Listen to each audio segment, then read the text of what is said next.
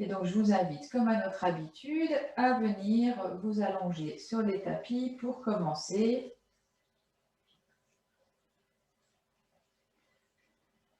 Et à laisser le corps se déposer.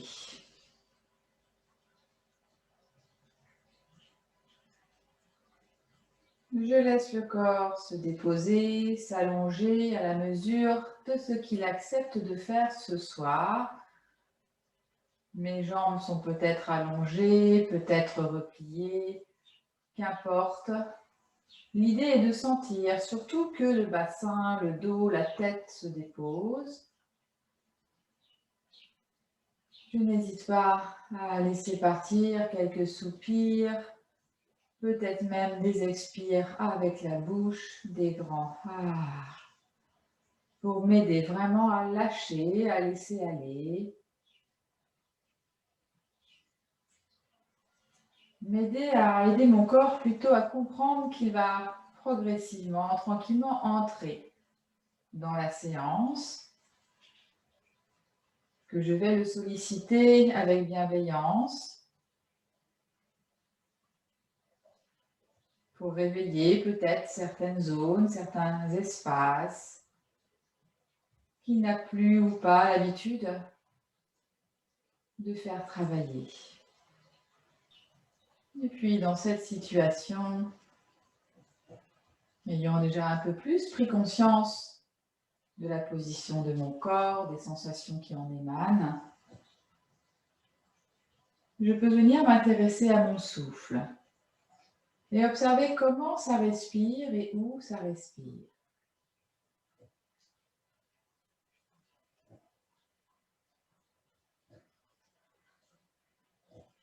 Et encore sans rien modifier, sans jugement, juste je prends conscience du rythme de ma respiration, de son amplitude et de là ou des zones du corps où je le sens plus vivant, plus perceptif.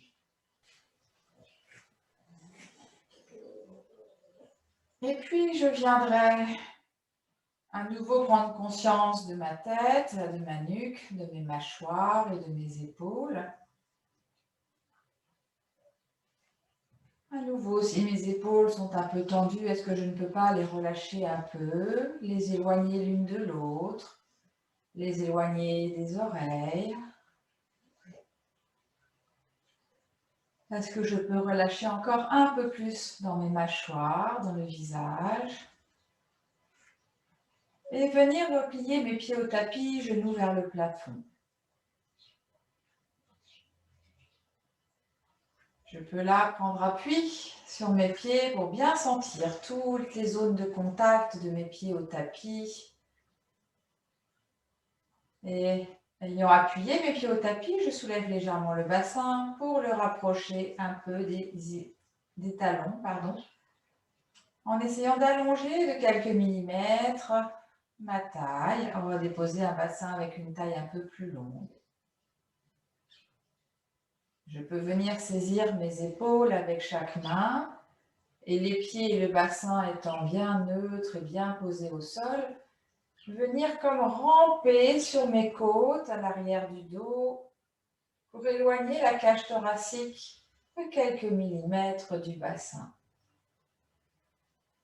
Comme si je me déplaçais sur mes côtes. Et puis, ayant allongé le dos, je peux redéposer mes bras, venir observer ma nuque, voir de quelle manière je peux peut-être l'allonger un peu, comme si je voulais la rapprocher un peu du tapis. Le menton va donc peut-être aller un peu vers le cou, pas jusqu'à coincer la respiration, mais assez pour sentir que le front, le menton sont à peu près au même niveau, à la même hauteur. Et ces ajustements étant faits, je peux venir apporter mon observation sur l'abdomen et envoyer l'intention du souffle dans l'abdomen. Est-ce que je peux imaginer que je respire uniquement dans le ventre? Observez comment sur l'expire, le ventre se fait petit, se rétracte, comme si le nombril voulait aller vers la colonne vertébrale à travers les viscères. Et juste laisser revenir naturellement le ventre à l'inspire sans aucun effort. Donc, je ne cherche pas à gonfler le ventre à l'inspire. Et expire après expire. À chaque expire, j'essaye peut-être de rentrer un peu plus le ventre pour vider un peu plus les poumons. Et je laisse tout se relâcher tranquillement à l'inspire. Et je peux le faire encore 1 ou 2 fois.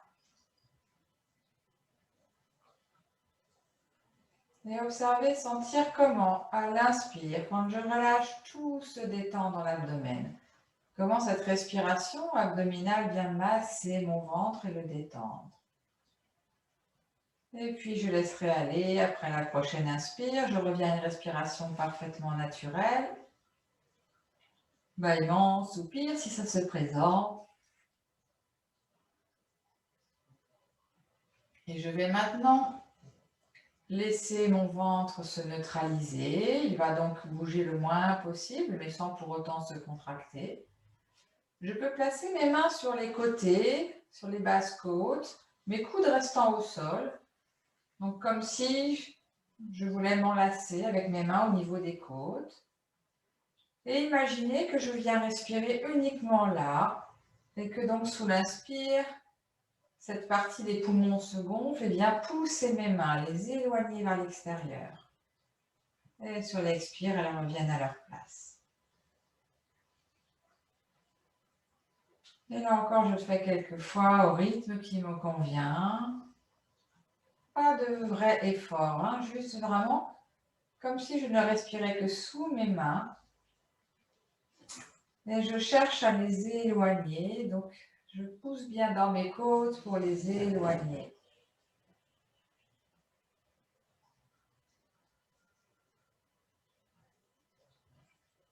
Une dernière fois, et puis je laisse aller. Respiration parfaitement naturelle.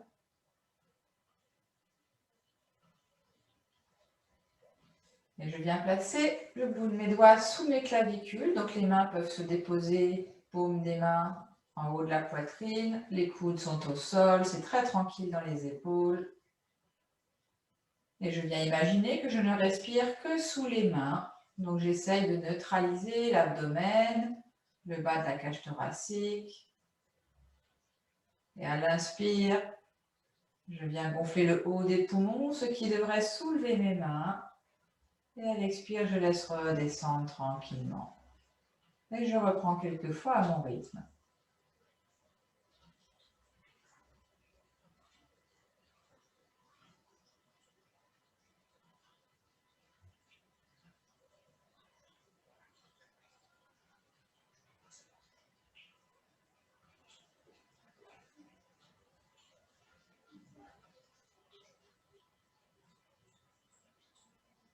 Et après la prochaine expire, je laisse complètement aller. Je peux redéposer les mains le long du corps, respirer naturellement et observer comment ça respire maintenant. Et je peux juste me remémorer dans laquelle de ces 3 zones, dans lequel de ces 3 étages, c'était plus confortable pour moi de respirer. Qu'importe, c'est juste un constat. Est-ce plutôt dans l'abdomen, plutôt le bas des côtes, les clavicules? Juste noter, voilà, mettre ça dans un coin, ok. Qu'est-ce qui était plus agréable pour moi aujourd'hui?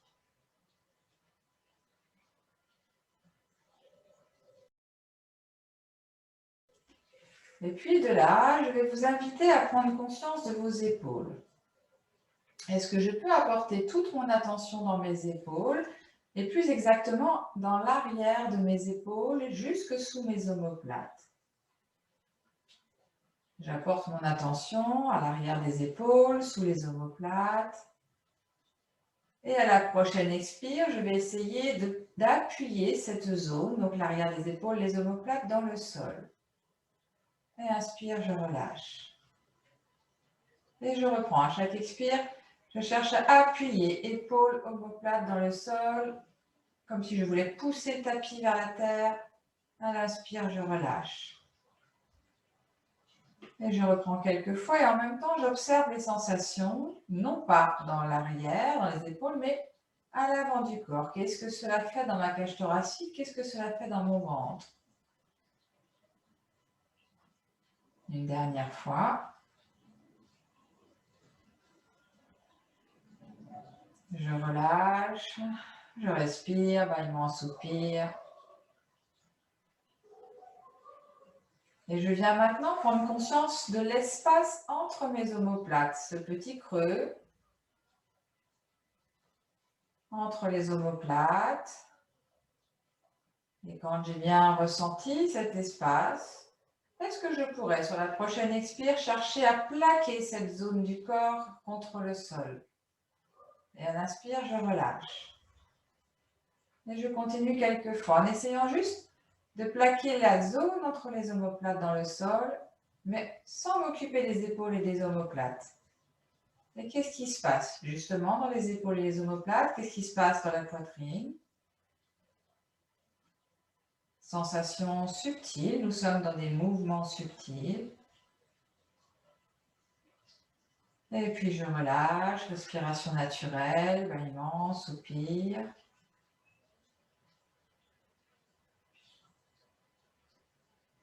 Et maintenant, prochaine fois, je vais essayer de faire tout cela en même temps. Donc je profiterai d'une expire pour essayer de plaquer dans le sol les omoplates, les épaules et la zone entre les omoplates. Donc tout le haut du corps. Et je relâche à l'inspire. Et j'observe ce qui se passe dans le dos, le bas du dos et dans l'abdomen quand je fais cela. Est-ce que par hasard, le bas de mon dos n'aurait pas tendance à vouloir lui aussi se rapprocher du sol quand le haut du dos se rapproche du sol?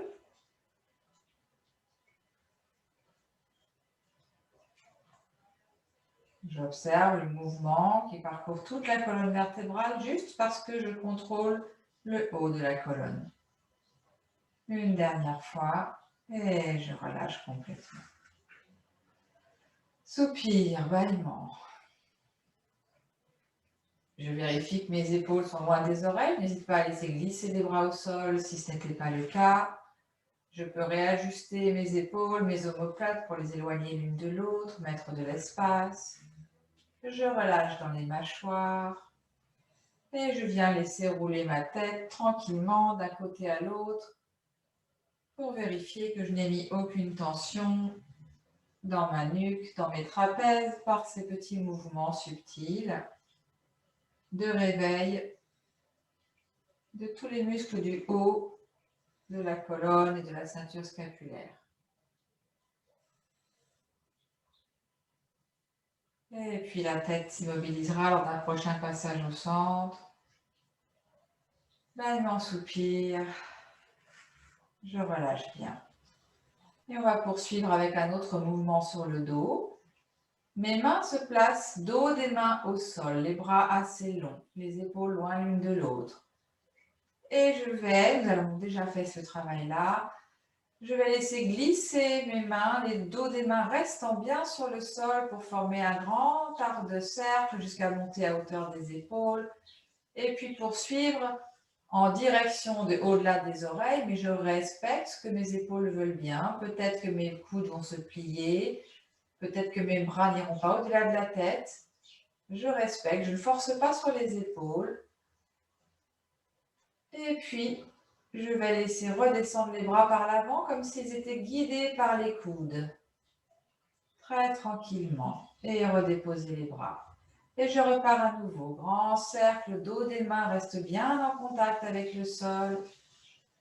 Et bon, jusqu'où ça veut bien. Je n'hésite pas à laisser mes épaules loin des oreilles, quitte à fléchir les coudes. Et quand je redescends coude vers l'avant. Et prochaine fois, nous allons coordonner le mouvement avec le souffle. J'attends donc qu'une inspire vienne et je viens balayer en grand arc de cercle les mains au sol sur toute la durée de mon inspire. Et quand je dois expirer, je redescends les bras par l'avant, par les coudes. Et je vous laisse le reprendre à votre propre rythme 2 ou 3 fois, suivant bien le rythme de l'inspire pour l'arc de cercle. Et de l'expire pour redescendre et relâcher. Et en même temps, je peux peut-être observer les sensations dans la cage thoracique, dans les aisselles, dans le dos de ce mouvement. Les prochaines fois que les mains sont déposées au sol, je prends un temps d'observation, je cesse tout travail.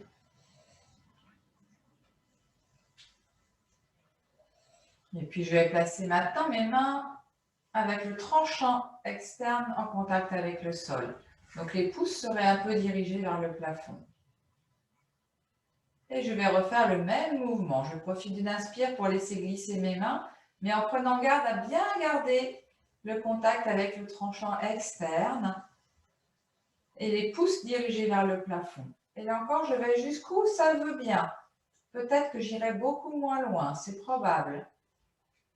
Et puis je reviens dirigé par les coudes vers l'avant sur l'expire. Et je reprends 3 ou 4 fois à mon rythme. Je glisse bien sur le tranchant externe des mains en cherchant à éloigner les bras le plus possible, mettre de l'espace dans les aisselles. Et là encore, j'observe les sensations dans la poitrine, la cage thoracique, le dos, les aisselles.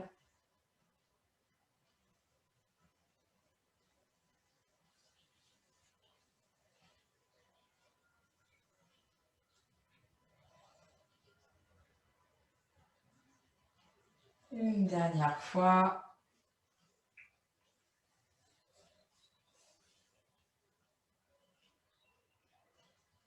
Et je viendrai redéposer les bras le long du corps, prendre un petit temps d'observation.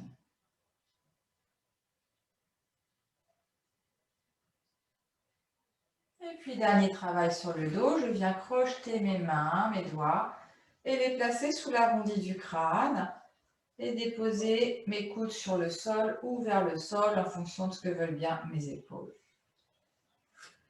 Je me laisse bien me déposer.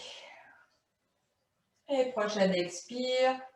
Tout au long de mon expire, je viens refermer les coudes le plus possible l'un vers l'autre et j'expire, j'expire, j'expire, j'expire. Je fais petit ventre en même temps. Et quand l'inspire vient, je laisse les coudes s'élargir, s'éloigner l'un de l'autre. C'est comme si mes coudes voulaient pousser les murs de chaque côté, donc mettre de l'espace dans les aisselles, dans les omoplates, dans les clavicules. Et expire, je referme. Et sur l'inspire à nouveau, quand j'écarte, j'essaye de mettre de l'espace dans la poitrine et à l'arrière du dos. Et j'essaye d'apporter les omoplates et l'espace entre les omoplates au sol, comme on l'a fait tout à l'heure en préparation. Et à l'expire, je referme et je reprends quelques fois. Inspire, j'ouvre et à la fois je déploie l'avant de la cage thoracique, mais aussi l'arrière en poussant dans le tapis. Et encore une fois.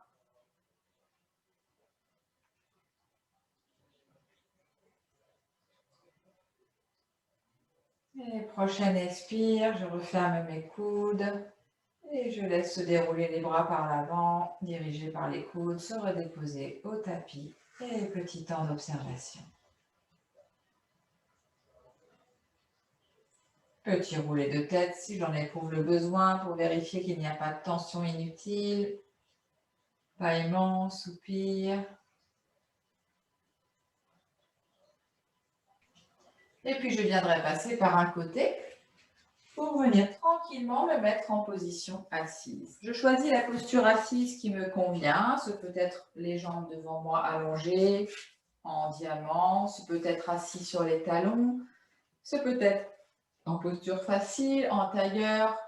Je n'hésite pas bien sûr à mettre comme d'habitude un support sur les fessiers, coussin, brique, pour être sûr d'avoir vraiment mon dos bien long et mon bassin légèrement basculé vers l'avant. Donc si j'ai un support, c'est vraiment les ischions, l'avant des ischions qui sont posés sur le support pour permettre que ma colonne soit bien longue et le bassin légèrement basculé vers l'avant, la poitrine bien ouverte. Je vous laisse prendre le temps de bien vous installer dans cette posture. C'est très important quand on va travailler le souffle, de vraiment le faire avec une posture très allongée. On a fait toutes nos préparations sur le dos, ce qui a permis déjà de sentir comment les mouvements sont beaucoup plus efficaces lorsque la colonne est longue. C'était facile à allonger sur le tapis. On va essayer de reproduire certains de ces mouvements dans cette posture assise. Donc, prenez le temps de bien la construire, de bien vous déposer, sentir l'ancrage du bassin, éventuellement des genoux, des cuisses dans le sol, dans le support. Laissez s'empiler toutes les vertèbres l'une sur l'autre comme des perles qu'on enfilerait sur un collier, sur un fil. Imaginez que ce fil est élastique et qu'à chaque inspire, il s'allonge, donc que ma colonne laisse de l'espace aux vertèbres, aux disques, ma tête comme un point sur un i, plat du crâne voulant pousser le plafond au-dessus de ma tête. Et puis dans cette situation, je vais revenir placer mes doigts crochetés et les mettre sous l'arrondi de la tête. Et je veille dans cette posture à ne rien avoir changé à mon dos, bien sûr. Donc mon dos est toujours très long. Je ne laisse pas s'arrondir le dos par le poids des coudes et je ne viens pas non plus trop creuser. Parfois, de mettre les mains à l'arrière de la tête entraîne de creuser trop le dos. Non, non, j'essaie de laisser ma colonne vraiment comme elle était, la plus longue et neutre possible. Et les coudes vont s'ouvrir à la mesure de ce que mes épaules veulent bien. Peut-être qu'ils seront un petit peu devant, peut-être un peu plus. J'essaye quand même de les ouvrir. Mais le petit truc, c'est que si je veux les ouvrir sans me blesser, je pense bien sûr à éloigner mes épaules des oreilles. Donc à baisser mes épaules avant d'ouvrir éventuellement les coudes vers l'arrière pour ne rien blesser dans la nuque et les trapèzes et les épaules. Une fois que j'ai fait ces petits ajustements, eh bien, je vais reprendre le mouvement qu'on a fait au sol. Donc sur l'expire, je laisse se refermer les coudes et seulement les coudes. Mon dos reste long. J'irai certainement moins loin que sur le dos, puisque là, je n'ai pas le tapis pour aider mon dos à rester bien plat et long. Donc je respecte cela et sur l'inspire, je laisse s'ouvrir les coudes autant que possible en même temps que je descends les épaules vers le bas. L'abdomen est tonique pour ne pas creuser dans le bas du dos. Et je reprends quelques fois. Et j'observe comment ma cage thoracique se déploie en même temps à l'avant, sur les côtés et à l'arrière par ce simple mouvement. Et comment peut-être elle se referme un peu plus à l'expire quand les coudes se referment. Et encore quelques fois.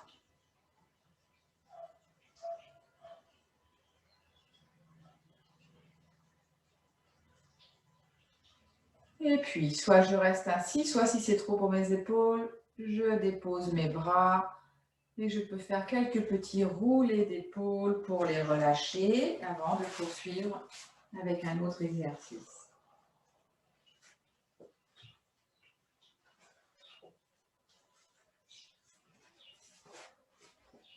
Quand je me sens prête, je replace les mains. Toujours cette idée, abdomen tonique, colonne longue, les épaules basses, les coudes ouverts. Et je vais essayer de garder mes coudes ainsi. C'est comme si on aurait pu le faire avec un manche à balai qu'on aurait placé derrière la tête et dans les coudes pour aider mes coudes à rester dans cette position, à ne plus bouger. Et là, j'imagine que je suis entre deux plaques de verre. J'inspire, je laisse s'allonger ma colonne comme si je voulais pousser le plafond avec ma tête. Et sur l'expire, je m'incline d'un côté. Ma colonne très longue, donc je sens tout ce qui s'étire, tout ce qui s'allonge dans le côté du coude qui est vers le haut. Et rien n'est pour autant coincé du côté du coude qui est vers le bas. Inspire, je reviens, je refais une colonne très très longue, je pousse le plafond avec la tête. Expire, je m'incline de l'autre côté. Je prends conscience de ce qui s'allonge, de ce qui s'étire. Je respire tranquille, donc je fais vraiment ces mouvements, j'en fais encore quelques-uns, au rythme de mon propre souffle. Donc, le mouvement suit le souffle et non pas l'inverse. Et je pense bien sur mes inspires à bien tonifier l'abdomen et à monter très long la colonne. Sur les expires, je m'incline en gardant une colonne longue.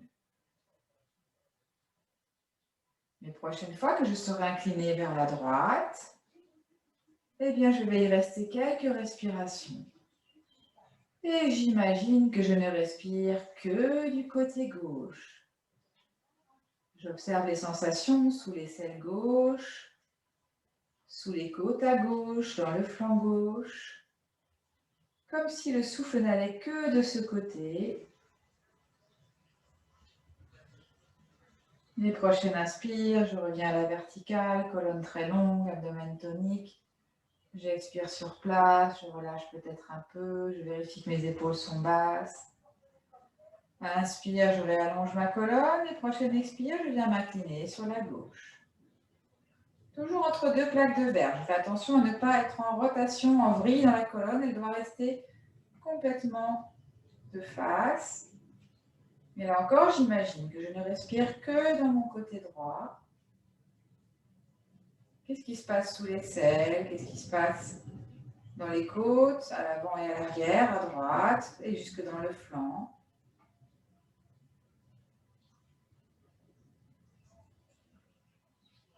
Et inspire, abdomen tonique, colonne très longue, je reviens au centre. Je referme sur l'expire les coudes vers l'avant et je laisse se dérouler les bras par l'avant, guidés par les coudes, très tranquille. Soupir, bâillement, peut-être petit roulé d'épaule. Et un petit temps d'observation, peut-être les yeux clos si je suis confortable dans mon environnement. Pour déjà ressentir ce qui a peut-être changé dans ma manière de respirer. Des espaces qui peut-être se sont ouverts dans ma cage thoracique, à l'avant, sur les côtés, à l'arrière.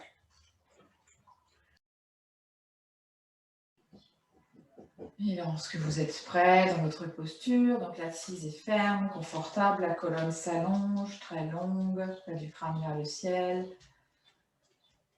Et je vais venir pratiquer une respiration alternée. Donc je vais replier l'index et le majeur dans ma paume pour pouvoir dégager le pouce et l'annulaire de la main droite. La main gauche se pose tranquillement sur la cuisse, sur le giron, là où c'est confortable. Je viens placer mon pouce à la base de la narine droite et l'annulaire à la base de la narine gauche. J'expire profondément avec mes deux narines. Lorsque l'inspire vient, je viens juste obturer gentiment sans l'écraser la narine droite et j'inspire narine gauche. En fin d'inspire, je viens obturer narine gauche et j'expire narine droite. Quand l'inspire vient, c'est par la narine droite que j'inspire. J'obture narine droite et j'expire narine gauche. Et je fais un cycle. Et je vous invite à poursuivre avec votre propre rythme respiratoire. C'est très simple, sans rétention. Vous inspirez tranquillement d'un côté, vous expirez de l'autre sans compter, sans rien. C'est vraiment une respiration alternée de base, toute simple. Gardant la tête longue, la nuque longue. Et cherchant petit à petit à allonger un peu le souffle peut-être, mais surtout à le rendre subtil. C'est-à-dire que petit à petit, on ne doit plus rien entendre. La respiration doit être parfaitement silencieuse, comme si vous vouliez à l'inspire faire monter le parfum délicat d'une fleur tout en haut de vos sinus. Et comme si, à l'expire, vous pouviez expirer au-dessus d'une flamme de bougie sans l'éteindre.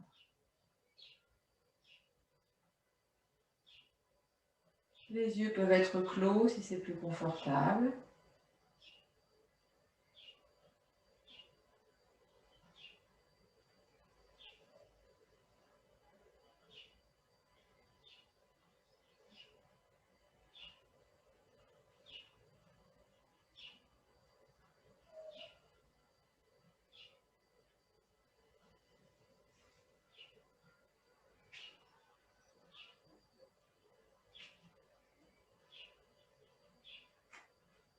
Je vous laisse continuer à votre propre rythme, tranquillement. Ne laissez pas s'installer de fatigue, ça doit vraiment être agréable, tranquille. À tout moment, si ça devient inconfortable ou même agaçant, eh bien j'arrête, je pose ma main et je viens respirer naturellement, tranquillement, dans ma posture assise.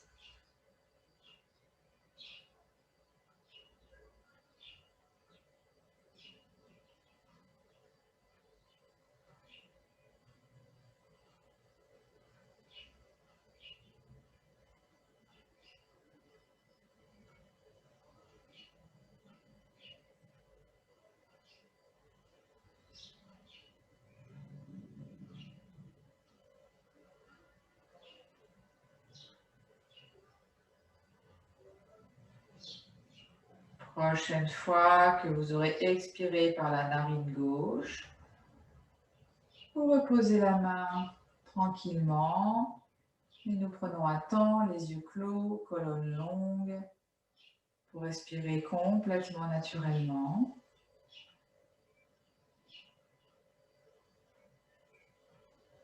Et observez comment ça respire, où ça respire, le rythme, l'amplitude du souffle, toujours sans jugement, juste je prends note.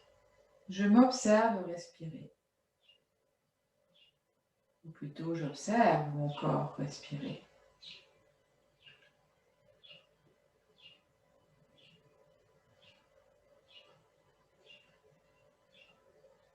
Attention peut-être sur la poitrine, sur le haut de la poitrine, sous les clavicules.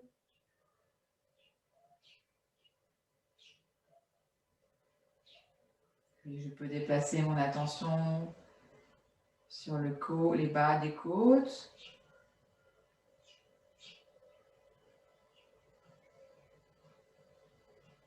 Peut-être que je peux placer mon attention sur mon sternum.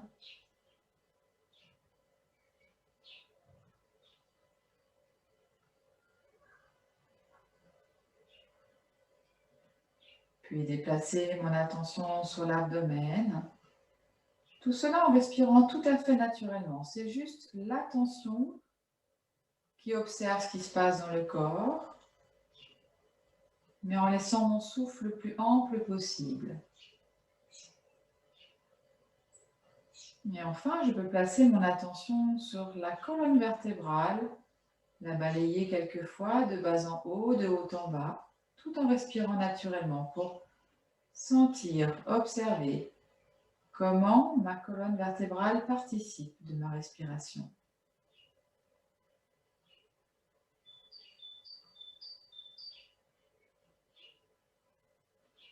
Un peu comme si à l'inspire, mon souffle montait le long de chaque vertèbre comme un escalier et en dégringolait dans l'autre sens. Ou toute autre sensation.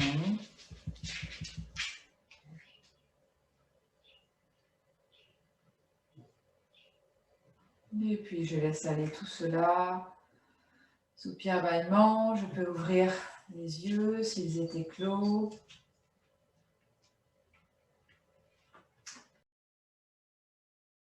C'est un peu sombre, mais ça va aller. Donc je vais venir mettre mon petit doigt, mon auriculaire, à la base de mon pouce.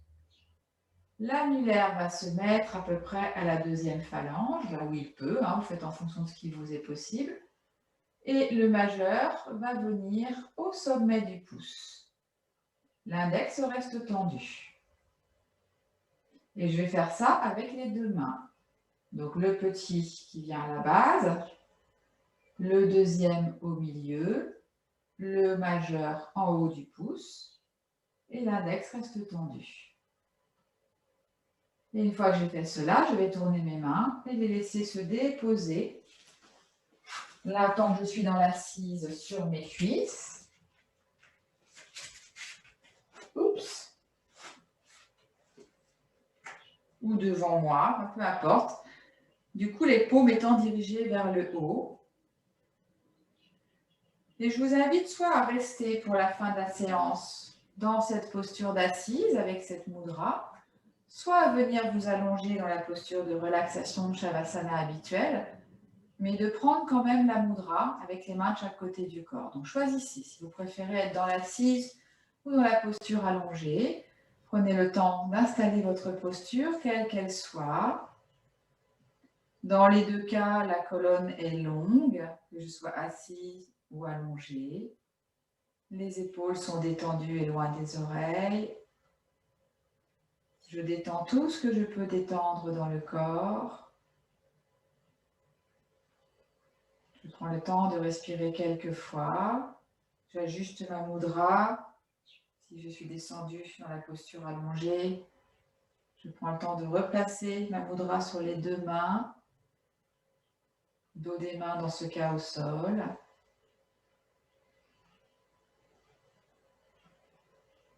Je ne sais plus le nom en sanskrit de cette mudra, mais on l'appelle la mudra bronchiale.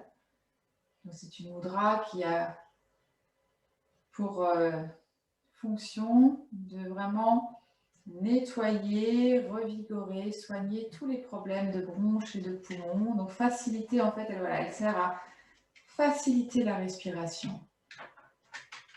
Donc, on peut la pratiquer n'importe quand. Si on le fait régulièrement, ça entretient bien le fonctionnement respiratoire, pulmonaire. Et j'essaye, comme toujours, quand je tiens une mudra, de ne pas crisper mes doigts, de ne pas mettre de tension. Donc, je trouve la position des doigts correcte et puis j'essaye de relâcher, surtout aucune tension dans les doigts, les mains, les poignets.